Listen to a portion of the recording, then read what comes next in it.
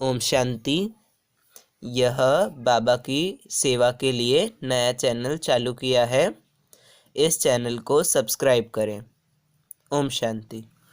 ओम शांति। आज दिनांक 10 अप्रैल 2022 अव्यक्त वाणी में अव्यक्त बाप दादा ने रिवाइज कोर्स 19 मार्च 1990 को हम बच्चों को जो वरदान दिया, वरदान का मनन कर उसका स्वरूप बनेंगे। बाप दादा वरदान में बोले, ब्राह्मण जीवन में अलौकिक मोजों का अनुभव करने वाले कर्मों की गुह्य गति के ज्ञाता भाव। आज बाप दादा हम बच्चों को कर्मों की गुह्य गति के ज्ञाता भाव का वरदान दे रहे हैं। वरदान में बाबा कह रहे हैं, ब्राह्मण जीवन में अलौकिक मोजों का अनुभव करने वाले कर्मों की गुह्य गति के ज्ञाता भाव। डिटेल में बाप दादा बोले, ब्राह्मण जीवन मौज की जीवन है, लेकिन मौज में रहने का अर्थ यह नहीं कि जो आया वह किया, मस्त रहा। यह अल्पकाल के सुख की मौज व अल्पकाल के संबंध संपर्क की मौज सदा काल की प्रसन्नचित स्थिति से भिन्न है। जो आया वह बोला, जो आया वह किया। हम तो मौज में रहते हैं, ऐसे अल्पकाल के मनमोजी नहीं बनो। अर्थात बाप दादा आज हम बच्चों को सदा मौज में रहने की श्रीमत दे रहे हैं। बाप दादा कह रहे हैं कि जो ब्राह्मण जीवन है, यह जो तुम्हें मरजीवा ब्राह्मण जन्म प्राप्त हुआ है, यह मौजों का जीवन है। तो कभी भी अल्पकाल की मौज में, अल्पकाल के संबंध संपर्क की मौज में सदा काल की मौज को खो न देना। अर्थात वह सदा काल की प्रसन्नचित स्थिति से भिन्न है। क्योंकि जो हमें ब्राह्मण जन्म प्राप्त होता है, यही श्रेष्ठ संगम युग पर ऊंचे ते ऊंचे पिता परमात्मा निराकार हम बच्चों को ब्रह्मा मुख द्वारा एडॉप्ट करते हैं, अर्थात ब्राह्मण जन्म देते हैं। सर्व संबंधों से, सर्व प्राप्तियों से हमें स्वयं भगवान हमारी पालना करने के लिए इस जन्म में मिलता है। तो भगवान की संतान हम आत्माएं सदा सर्व संबंधों की अनुभूति भगवान निराकार परमात्मा से करती हैं। सर्व प्राप्तियां निराकार पिता परमात्मा से करती हैं। कोई भी कर्म करते, कोई भी परिस्थिति हो, हर समय हमारा मददगार वह भगवान निराकार परमात्मा है। अर्थात सर्वशक्तिमान पिता परमात्मा की छत्र छाया में रहकर हम बच्चे सदा मौज का अनुभव करते हैं, हल्के रहते हैं। और यह जो मौज है, यह सदा काल की मौज है। जबकि हम विनाशी संबंधों की मौज में, विनाशी वस्तुओं की मौज में जब रहते हैं, तो वह अल्पकाल की मौज होती है। बाबा कहते हैं, विनाशी संबंधों को भूलो, पुरानी दुनिया को भूलो, सुख सुविधा के साधनों से न्यारे बनकर मुझ पिता परमात्मा से सर्व संबंधों की अनुभूति करो, सर्व प्राप्तियों की अनुभूति करो, तो तुम अतीन्द्रिय सुख का अर्थात सदा काल की मौज का अनुभव कर सकोगे। तो बाबा आगे बोले, सदा काल की रूहानी अलौकिक मौज में रहो, यही यथार्थ ब्राह्मण जीवन है। मौज के साथ कर्मों की गुह्य गति के ज्ञाता भी बनो। उमंग उत्साह में रहने का, मौज में रहने का बाबा हमें ब्राह्मण जीवन देते हैं। साथ ही बाप दादा हमें कर्मों की गुह्य गति भी बताते हैं। कर्म अकर्म विकर्म का ज्ञान देते हैं। तो जब हम उस निराकार पिता परमात्मा की स्मृति में रहकर उस पिता परमात्मा की श्रीमत के अनुसार कर्म करते हैं तो हर कर्म श्रेष्ठ कर्म होता है। हर कर्म श्रेष्ठ होने के कारण हम कर्म बंधन में ना आकर कर्म संबंध का अनुभव करते हैं। तो बाबा कहते मोक्ष के साथ साथ कर्म की गुह्य गति के ज्ञाता बनो।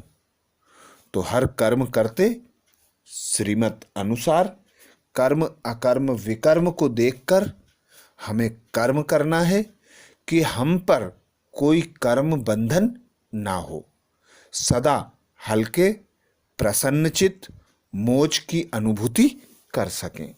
स्लोगन में बाबा बोले अहम और वहम में आने के बजाय सर्व पर रहम करो। अहम और वहम में आने के बजाय सर्व पर रहम करो। हम निराकार पिता परमात्मा शिव की संतानें, विश्व कल्याण अर्थ हमें पिता परमात्मा ने निमित्त बनाया।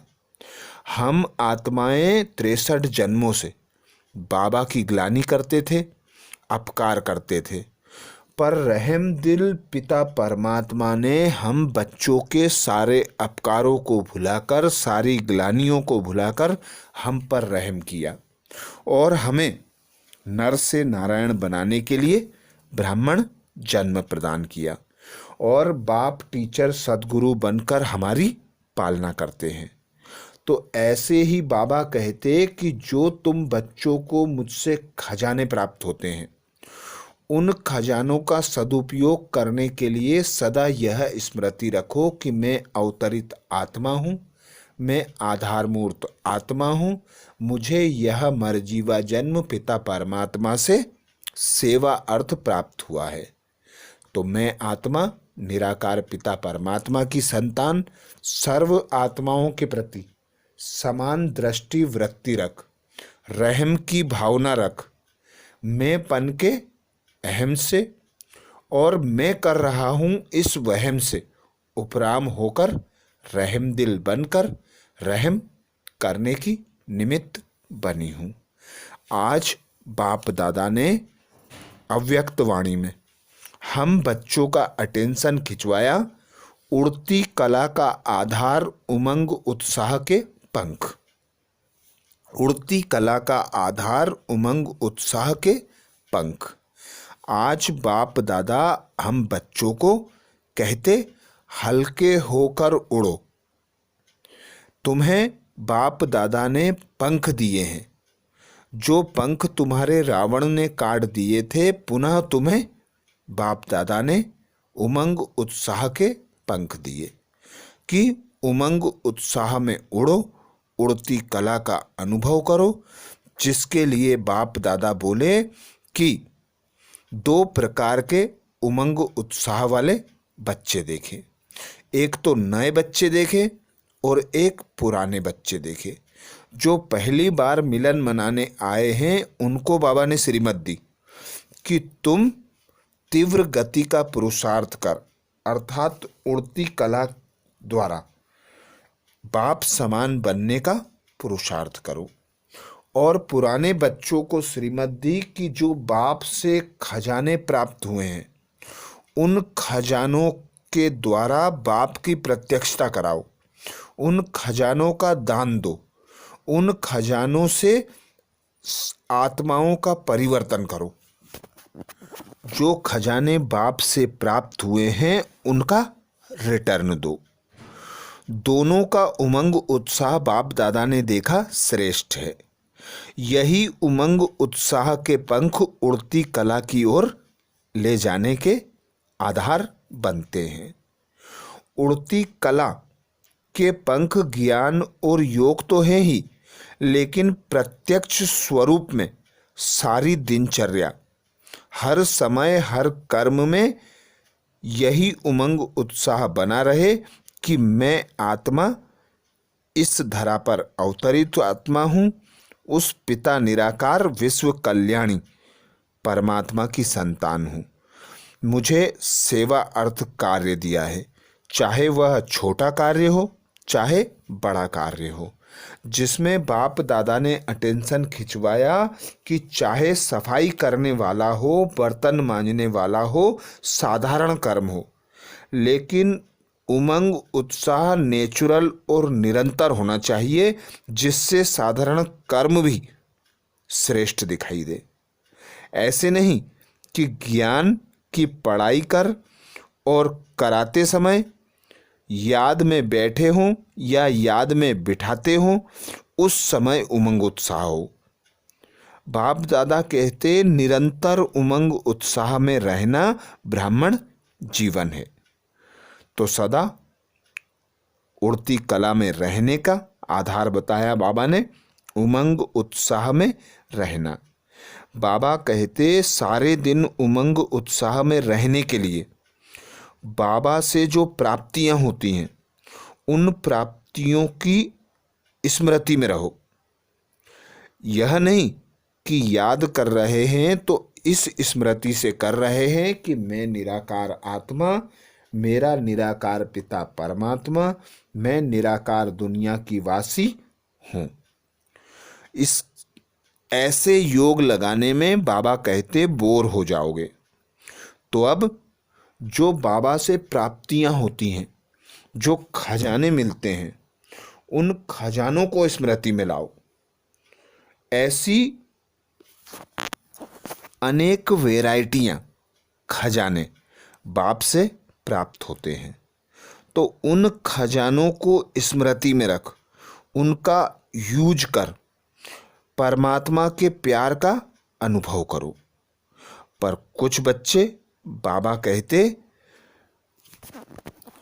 कार्य करते करते थक जाते हैं, उन्हें कोई कार्य करना मुश्किल लगता है। तो बाबा कहते कि परमात्मा प्यार की अनुभूति तुम्हें कोई भी कार्य में मेहनत नहीं करने देती। सदा उस पिता को साथी बनाकर हर कार्य करो।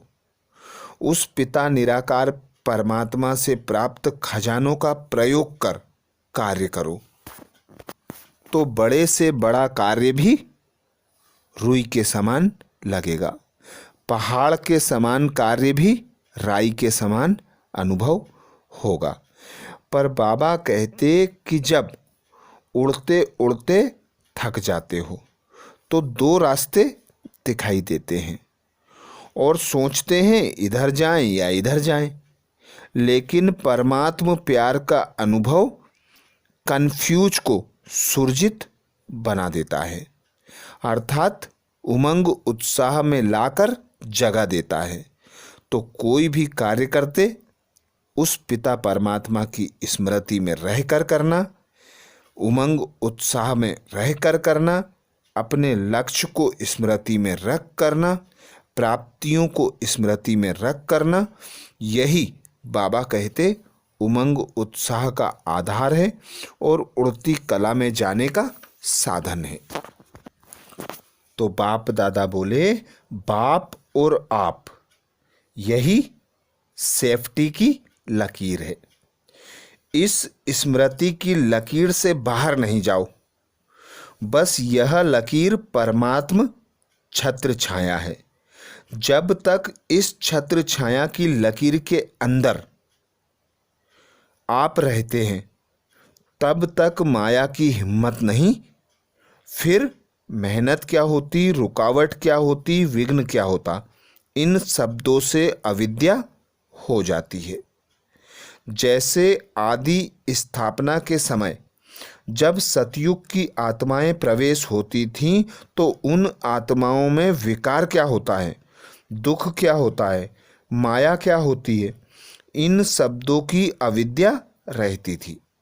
बच्चों को यह अनुभव है ना, पुराने तो इन बातों को जानते हैं।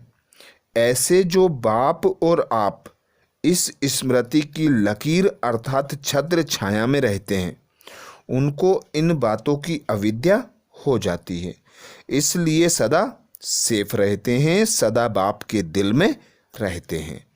आप लोगों को दिल ज़्यादा पसंद आता है, सौगात भी हार्ड बना कर लाते हैं, केक भी हार्ड बनाते हो, बॉक्स भी हार्ट बनाते हो, तो रहते भी हार्ट हो ना।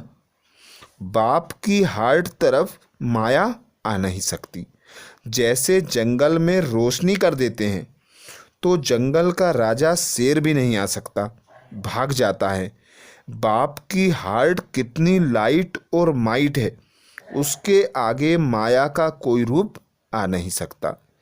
तो मेहनत से सेफ हो गए। उस पिता परमात्मा और आप दोनों सेफ्टी की लकीर हैं। तो सदा साथ रहना, छत्र छाया में रहना, सर्व प्राप्तियों की अनुभूति करना, यही उमंग उत्साह के पंख हैं, तीव्र पुरुषार्थ का आधार हैं। अच्छा, ओम शांति।